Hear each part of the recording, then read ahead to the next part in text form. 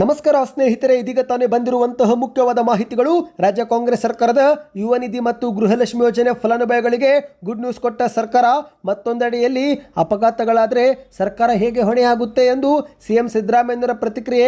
ಹಾಸನದ ಟ್ರಕ್ ದುರಂತ ಕುರಿತಂತೆ ಮುಖ್ಯವಾದ ಮಾಹಿತಿ. ಮೃತರ ಕುಟುಂಬಕ್ಕೆ ತಲಾ 5 ಲಕ್ಷ ಪರಿಹಾರ ಘೋಷಣೆ. ಕೇಂದ್ರ ಸರ್ಕಾರದಿಂದಲೂ ಕೂಡ 2 ಲಕ್ಷ ಘೋಷಣೆ. ವಿಡಿಯೋನ ಮಾತ್ರ ಸ್ವಲ್ಪನೂ ಸ್ಕಿಪ್ ಮಾಡಬೇಡಿ. ಇನ್ನು ರಾಜ್ಯಕ್ಕೆ ನೀರಾವರಿ ಯೋಜನೆ ತರಲಾಗದಂತ ಬಿಜೆಪಿ ಸಂಸದರು ರಾಜೀನಾಮೆ ಕೊಡಬೇಕು ಎಂದು ಡಿ ಕೆ ಶಿವಕುಮಾರ್ ಅವರ ಆಕ್ರೋಶ. ಮುಖ್ಯವಾದ ಮಾಹಿತಿಗಳು ಬಂದಿವೆ. ಮತ್ತೊಂದೆಡೆಯಲ್ಲಿ 50% ಸುಂಕ ಹೇರಿಕೆಯಾದ ಬಳಿಕ ಭಾರತ ಜೊತೆಗಿನ ಸಂಬಂಧ ಹದಗೆಟ್ಟು ಹೋಗಿದೆ ಎಂದು ಸತ್ಯವನ್ನು ಒಪ್ಪಿಕೊಂಡು ಮಾತನಾಡಿದಂತ ಡೊನಾಲ್ಡ್ ಟ್ರಂಪ್ ಅವರು. ಎಲ್ಲ ಸುದ್ದಿಗಳನ್ನು ಡೀಟೇಲ್ ಆಗಿ ನೋಡೋಣ. ಅದಕ್ಕಿಂತ ಮೊದಲು ನೀವು ನಮ್ಮ ಚಾನಲ್ಗೆ ಮೊದಲು ಬಾರಿ ಭೇಟಿ ಕೊಡ್ತಾ ಇದ್ರೆ ಕೆಳಗೆ ಕಾಣುವ ಸಬ್ಸ್ಕ್ರೈಬ್ ಬಟನ್ ಮೇಲೆ ಕ್ಲಿಕ್ ಮಾಡ್ತಾ ಪಕ್ಕದಲ್ಲಿ ಕಾಣಿಸುವ ಗಂಟೆ ಒತ್ತಿ. ಇದರಿಂದ ರಾಜ್ಯದ ಮುಖ್ಯವಾದ ಮಾಹಿತಿಗಳು ನಿಮಗೆ ಸಿಗುತ್ತವೆ. ವಿಡಿಯೋಗೆ ಲೈಕ್ ಮಾಡಿ ಸ್ನೇಹಿತರೆ ಮತ್ತು ವಿಡಿಯೋನ ಪೂರ್ತಿಯಾಗಿ ನೋಡಿ. ಬನ್ನಿ ಸ್ನೇಹಿತರೆ, ಒಂದೊಂದಾಗಿ ಎಲ್ಲ ಮುಖ್ಯವಾದ ಮಾಹಿತಿಗಳನ್ನು ಡೀಟೇಲ್ ಆಗಿ ನೋಡೋಣ. ಇದೀಗ ರಾಜ್ಯ ಕಾಂಗ್ರೆಸ್ ಸರ್ಕಾರ ಜಾರಿಗೆ ತಂದಿರುವಂತಹ ಪಂಚ ಗ್ಯಾರಂಟಿ ಯೋಜನೆಗಳಲ್ಲಿ 2 ಗ್ಯಾರಂಟಿಗಳು ನೇರವಾಗಿ ಬ್ಯಾಂಕ್ ಖಾತೆಗೆ ಹಣ ಹಾಕುವಂತಹ ಯೋಜನೆಗಳಾಗಿವೆ. ಹೌದು, ಒಂದು ಗೃಹಲಕ್ಷ್ಮಿ ಆಗಿದ್ರೆ ಮತ್ತೊಂದು ನಿರುದ್ಯೋಗ ಯುವಕರಿಗೆ ಕೊಡಲಾಗುತ್ತಿರುವ ಯುವ ನಿಧಿ ಯೋಜನೆ. ಹೌದು ಸ್ನೇಹಿತರೆ, ಯುವ ನಿಧಿ ಯೋಜನೆ ಫಲಾನುಭವಿಗಳಿಗೆ ಪದವೀಧರರಿಗೆ 3,000 ಮತ್ತು ಡಿಪ್ಲೊಮಾ ಮಾಡಿದವರಿಗೆ 1,500 ರೂಪಾಯಿ ಕೊಡಲಾಗುತ್ತಿದ್ದು, ಈ ಬಗ್ಗೆ ಇದೀಗ ಒಂದು ಮುಖ್ಯವಾದ ಮಾಹಿತಿ ಬಂದಿದೆ. ಹೌದು, ಮೊದಲಿಗೆ ಯುವ ನಿಧಿ ಯೋಜನೆ ಫಲಾನುಭವಿಗಳು ಪ್ರತಿ ತಿಂಗಳು ಸಕಾಲಕ್ಕೆ ಹಣವನ್ನು ಪಡೆದುಕೊಳ್ಳಲು ಸೇವಾ ಸಿಂಧು ಪೋರ್ಟಲ್ನಲ್ಲಿ ಉದ್ಯೋಗ ಇದುವರೆಗೆ ಸಿಕ್ಕಿಲ್ಲ ಎಂಬ ಕುರಿತಂತೆ ದೃಢೀಕರಣ ಪತ್ರವನ್ನು ಅಪ್ಲೋಡ್ ಮಾಡಬೇಕಾಗಿದೆ. ಯಾರೆಲ್ಲರೂ ಈ ಒಂದು ದಾಖಲೆಗಳನ್ನು ಸಲ್ಲಿಕೆ ಮಾಡುತ್ತಾರೋ ಅವರ ಬ್ಯಾಂಕ್ ಖಾತೆಗಳಿಗೆ ಮಾತ್ರ ಹಣ ಸಂದಾಯ ಮಾಡಲಾಗುತ್ತಿದೆ. ಇದೇ ನಡುವೆ ಯುವ ನಿಧಿ ಯೋಜನೆ ಫಲಾನುಭವಿಗಳಿಗೆ ಮತ್ತೊಂದು ಮುಖ್ಯವಾದ ಮಾಹಿತಿ ಬಂದಿದೆ. ಹೌದು, ನೀವೇನಾದರೂ ದಾವಣಗೆರೆ ಜಿಲ್ಲೆಯವರಾಗಿದ್ದರೆ ಮಾತ್ರ ಇದು ನಿಮಗೆ ಮುಖ್ಯವಾದ ಮಾಹಿತಿ ಆಗಲಿದೆ. ಹೌದು, ದಾವಣಗೆರೆ ಜಿಲ್ಲೆಯಲ್ಲಿ ಕೌಶಲ್ಯಾಭಿವೃದ್ಧಿ, ಉದ್ಯಮಶೀಲತೆ ಮತ್ತು ಜೀವನೋಪಾಯ ಇಲಾಖೆ ಅಡಿಯಲ್ಲಿ ಕರ್ನಾಟಕದ ಯುವ ನಿಧಿ ಯೋಜನೆ ಫಲಾನುಭವಿಗಳಿಗೆ ಯುವ ನಿಧಿ ಪ್ಲಸ್ ಎಂಬ ಮತ್ತೊಂದು ಯೋಜನೆ ಅಡಿಯಲ್ಲಿ ಉಚಿತ ಕೌಶಲ್ಯ ತರಬೇತಿ ನೀಡಿ ಉದ್ಯೋಗಾವಕಾಶ ಕೊಡಲಾಗುತ್ತಿದೆ ಎನ್ನುವ ಮಾಹಿತಿ ಲಭ್ಯವಾಗಿದೆ.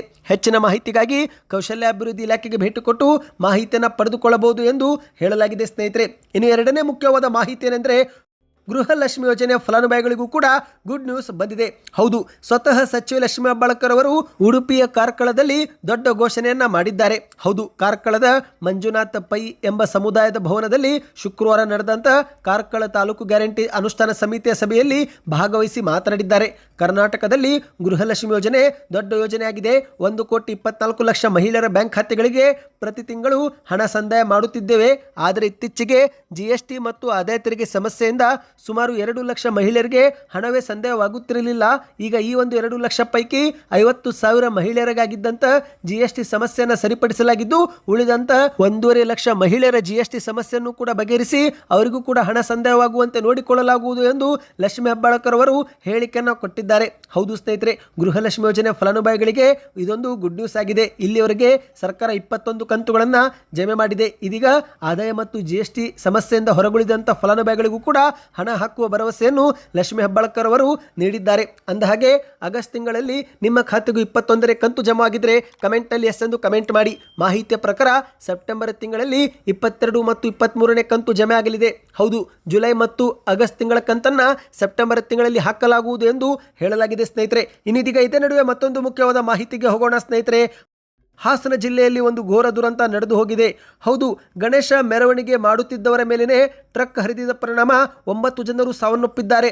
ಹಾಸನದ ಮೊಸಳೆ ಹೊಸಹಳ್ಳಿ ಎಂಬ ಗ್ರಾಮದಲ್ಲಿ ಗಣೇಶ ಮೂರ್ತಿ ವಿಸರ್ಜನೆ ಮೆರವಣಿಗೆ ಮೇಲೆ ಟ್ರಕ್ ಹರಿದು ಭೀಕರ ದುರಂತ ಸಂಭವಿಸಿದೆ. ಮಾಹಿತಿಯ ಪ್ರಕಾರ ಒಟ್ಟು 9 ಜನರು ಸಾವನ್ನಪ್ಪಿದ್ದಾರೆ. ಟ್ರಕ್ ಹರಿದು 4 ಸ್ಥಳದಲ್ಲೇ ಮೃತಪಟ್ಟಿದ್ರೆ ಉಳಿದಂತ 5 ಗಂಭೀರ ಗಾಯಗೊಂಡು ಆಸ್ಪತ್ರೆಗೆ ದಾಖಲಾದಾಗ ಕೊನೆ ಉಸಿರನ್ನು ಎಳೆದಿದ್ದಾರೆ. ಈಗಾಗಲೇ 20ಕ್ಕೂ ಹೆಚ್ಚು ಜನರು ಗಂಭೀರವಾಗಿ ಗಾಯಗೊಂಡಿರುವ ಮಾಹಿತಿ ಲಭ್ಯವಾಗಿದ್ದು, ಅವರೆಲ್ಲರೂ ಕೂಡ ಆಸ್ಪತ್ರೆಯಲ್ಲಿ ಚಿಕಿತ್ಸೆ ಪಡೆದುಕೊಳ್ಳುತ್ತಿದ್ದಾರೆ. ಹೌದು, ಗಣೇಶ ಮೆರವಣಿಗೆ ಸಾಗುತ್ತಿದ್ದಂಥ ವೇಳೆಯಲ್ಲಿ ರಸ್ತೆ ಮತ್ತೊಂದು ಬದಿಯಿಂದ ಏಕಾಏಕಿ ಡಿವೈಡರ್ ದಾಟಿಕೊಂಡು ಟ್ರಕ್ಕು ನೇರವಾಗಿ ಮೆರವಣಿಗೆ ಒಳಗೆ ನುಗ್ಗಿದೆ.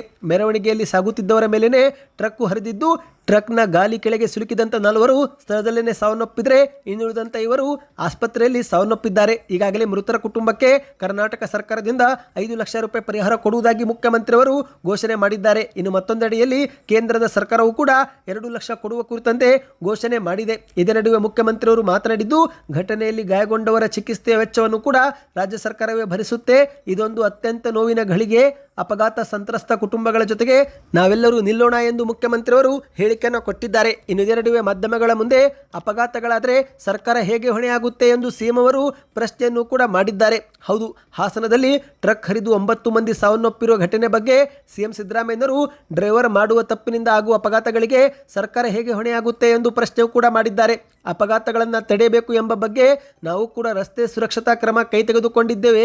ಆದರೆ ಡ್ರೈವರ್ಗಳು ಮಾಡುವ ತಪ್ಪಿನಿಂದ ಅಪಘಾತಗಳು ಸಂಭವಿಸಿದರೆ ಆಗ ಅದು ಸರ್ಕಾರಕ್ಕೆ ಹೇಗೆ ಹೊಣೆಯಾಗುತ್ತೆ ಎಂದು ಮುಖ್ಯಮಂತ್ರಿಯವರು ಪ್ರಶ್ನೆಯನ್ನ ಮಾಡಿದ್ದಾರೆ. ಹೌದು ಸ್ನೇಹಿತರೆ, ಇದೀಗ ರಾಜ್ಯ ಸರ್ಕಾರ ನೀಡುತ್ತಿರುವ 5 ಲಕ್ಷ ಪರಿಹಾರಕ್ಕೆ ಬಿಜೆಪಿ ಅಸಮಾಧಾನ ವ್ಯಕ್ತಪಡಿಸಿದೆ. 5 ಲಕ್ಷ ಅಲ್ಲ 10 ಲಕ್ಷ ಪರಿಹಾರ ಕೊಡಬೇಕು ಎಂದು ಆಗ್ರಹವನ್ನು ಮಾಡಿದ್ದು, ಇದಕ್ಕೆ ಪ್ರತಿಕ್ರಿಯೆ ಕೊಟ್ಟಂತ ಸಿಎಂ ಅವರು ಅಪಘಾತದಲ್ಲಿ ಮೃತಪಟ್ಟರೆ 5 ಲಕ್ಷ ಮಾತ್ರ ಪರಿಹಾರ ಕೊಡ್ತೀವಿ, ಇದು ಆರ್ಥಿಕವಾಗಿ ಕುಟುಂಬಸ್ಥರಿಗೆ ನೆರವಾಗಬೇಕು ಎಂಬಷ್ಟೇ.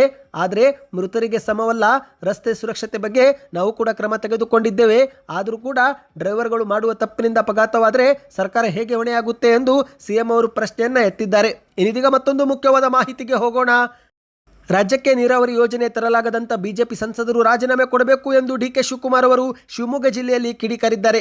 ರಾಜ್ಯದ ನೀರಾವರಿ ಯೋಜನೆಗಳನ್ನು ಪೂರ್ಣಗೊಳಿಸಲು ಅನುದಾನ ಕೊಡುವಂತೆ ಬಿಜೆಪಿ ಸಂಸದರು ಕೇಂದ್ರ ಸರ್ಕಾರದ ಮೇಲೆ ಒತ್ತಡ ಹೇರಬೇಕು, ಇಲ್ಲವಾದರೆ ತಮ್ಮ ಸ್ಥಾನಕ್ಕೆ ರಾಜೀನಾಮೆ ನೀಡಿ ಮತ್ತೊಮ್ಮೆ ಮರು ಚುನಾವಣೆ ಎದುರಿಸಲಿ ಎಂದು ಡಿಕೆ ಶಿವಕುಮಾರ್ ಅವರು ಹೇಳಿಕೆ ಕೊಟ್ಟಿದ್ದಾರೆ. ಹೌದು, ಶಿವಮೊಗ್ಗ ಜಿಲ್ಲೆಯಲ್ಲಿ ಜಲಸಂಪನ್ಮೂಲ ಇಲಾಖೆ ಮತ್ತು ರಾಜ್ಯ ನೀರಾವರಿ ನಿಗಮದಿಂದ ಭದ್ರಾ ಜಲಾಶಯಕ್ಕೆ ಬಾಗಿನ ಸಮರ್ಪಣೆ ಮತ್ತು ನೂತನ ಪ್ರವಾಸಿ ಮಂದಿರ ಉದ್ಘಾಟಿಸಿ ಡಿಕೆ ಶಿವಕುಮಾರ್ ಅವರು ಮಾತನಾಡಿದ್ದಾರೆ.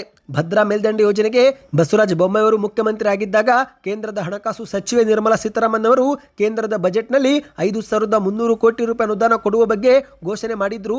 ಆದರೆ ಇದುವರೆಗೆ ಹಣವೇ ಬಿಡುಗಡೆ ಆಗಿಲ್ಲ. ರಾಜ್ಯದ ಜನರ ಋಣ ಬಿಜೆಪಿ ಸಂಸದರ ಮೇಲಿದೆ, ಇದನ್ನ ಬಿಜೆಪಿಯವರು ಮರಿಬಾರದು ಎಂದು ಡಿಕೆ ಶಿವಕುಮಾರ್ ಅವರು ಹೇಳಿದ್ದಾರೆ.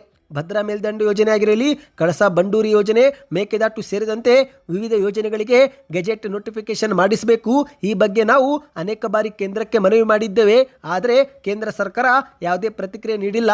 ಆದ್ದರಿಂದ ಬಿಜೆಪಿ ಸಂಸದರಿಗೆ ರೈತರು ಮತ್ತು ಜನರು ಈಗ ಒತ್ತಡ ಹೇರಬೇಕು, ಅನುದಾನ ತರುವಂತೆ ನೀವೆಲ್ಲರೂ ಆಗ್ರಹಿಸಬೇಕು ಎಂದು ಡಿಕೆ ಶಿವಕುಮಾರ್ ಅವರು ಹೇಳಿದ್ದಾರೆ. ಕಾಂಗ್ರೆಸ್ನ ಪಂಚ ಗ್ಯಾರಂಟಿ ಯೋಜನೆಗಳು ಜನರ ಬದುಕಿಗೆ ಆಸರೆಯಾಗಿವೆ. ಇನ್ನು ಕೇಂದ್ರದ ಬಿಜೆಪಿಯವರು ನಮ್ಮದೇ ಗ್ಯಾರಂಟಿ ಯೋಜನೆಗಳನ್ನು ನಕಲು ಮಾಡಿ ಜಾರಿಗೆ ತರುವಲ್ಲೂ ಕೂಡ ವಿಫಲರಾದರು ಎಂದು ಡಿಕೆ ಶಿವಕುಮಾರ್ ಅವರು ಹೇಳಿದ್ದಾರೆ. 2028ಕ್ಕೂ ರಾಜ್ಯದಲ್ಲಿ ಕಾಂಗ್ರೆಸ್ ಆಡಳಿತಕ್ಕೆ ಬರುತ್ತೆ, ಕಾಂಗ್ರೆಸ್ ಅಧಿಕಾರಕ್ಕೆ ಬಂದಾಗೆಲ್ಲ ಬರಗಾಲ ಬರುತ್ತೆ ಎಂದು ಹೇಳಲಾಗುತ್ತಿತ್ತು. ಆದರೆ ಟೀಕೆ ಮಾಡುವವರಿಗೆ ಈಗೆಲ್ಲವೂ ಕೂಡ ಅರಿವಾಗಿದೆ. ಇಲ್ಲಿ ಕೆಲಸಗಳು ಉಳಿಯುತ್ತವೆ, ಟೀಕೆಗಳು ಸಾಯುತ್ತವೆ ಎಂದು ಡಿಕೆ ಶಿವಕುಮಾರ್ ಅವರು ಹೇಳಿಕೆಯನ್ನ ಕೊಟ್ಟಿದ್ದಾರೆ. ಸ್ನೇಹಿತರೆ, ಇನ್ನೀಗ ಕೊನೆಯ ಮುಖ್ಯವಾದ ಮಾಹಿತಿಗೆ ಹೋಗೋಣ. ಈಗ ಭಾರತದ ಮೇಲೆ ಸುಂಕ ಹೇರಿದ ಪರಿಣಾಮ ಭಾರತ ಮತ್ತು ಅಮೆರಿಕದ ನಡುವಿನ ಸಂಬಂಧ ಕೆಟ್ಟು ಹೋಗಿದೆ ಎಂದು ಸ್ವತಃ ಡೊನಾಲ್ಡ್ ಟ್ರಂಪ್ ಅವರು ಹೇಳಿಕೆಯನ್ನು ಕೊಟ್ಟಿದ್ದಾರೆ. ಹೌದು, ರಷ್ಯಾದ ತೈಲ ಖರೀದಿಗೆ ಸಂಬಂಧಿಸಿದಂತೆ ಭಾರತದ ಸರಕುಗಳ ಮೇಲೆ 50% ಸುಂಕವನ್ನು ಹಾಕಿರುವುದರಿಂದ ಎರಡೂ ದೇಶಗಳ ನಡುವಿನ ಸಂಬಂಧ ಹದಗೆಟ್ಟು ಹೋಗಿದೆ ಎಂದು ಡೊನಾಲ್ಡ್ ಟ್ರಂಪ್ ಅವರು ಇದೇ ಮೊದಲ ಬಾರಿಗೆ ಬಹಿರಂಗವಾಗಿ ಸತ್ಯವನ್ನು ಒಪ್ಪಿಕೊಂಡಿದ್ದಾರೆ. ಫ್ಯಾಕ್ಸ್ ಆ್ಯಂಡ್ ಫ್ರೆಂಡ್ಸ್ ಎಂಬ ಕಾರ್ಯಕ್ರಮದಲ್ಲಿ ಈ ಬಗ್ಗೆ ಅವರು ಮಾತನಾಡಿದ್ದಾರೆ.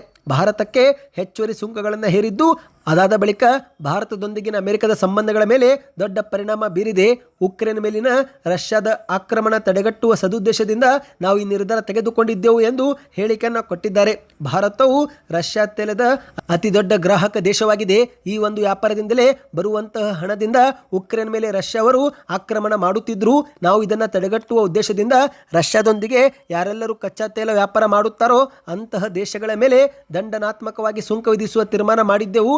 ಆದರೆ ಇದರಿಂದ ಭಾರತ ಮತ್ತು ಅಮೆರಿಕ ಸಂಬಂಧಗಳ ಮೇಲೂ ಕೂಡ ಈಗ ಪರಿಣಾಮ ಬೀರಿದೆ ಎಂದು ಹೇಳಿಕೆಯನ್ನು ಕೊಟ್ಟಿದ್ದಾರೆ.